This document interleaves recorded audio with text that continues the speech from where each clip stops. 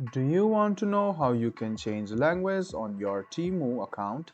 If yes, then this video is for you.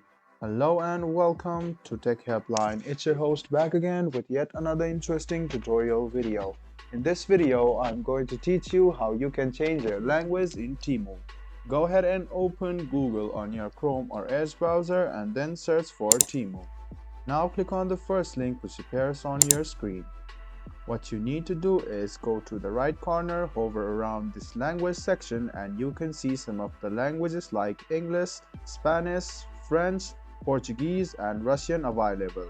So you can go ahead and choose the language of your choice, and you can see the total interface of Temu has been changed. So all you need to do is go to temu.com, hover around the language section which is on the top right hand corner, and click on the language of your choice. This way, your language in Temu will be officially changed. I hope this video was helpful for you. If you still have any kind of confusion, please do mention us on the comment section down below. Like the video, subscribe to the channel, and do hit the bell button for more. Hope to see you in the next video as well. Until then, goodbye, take care, and make sure you enjoy.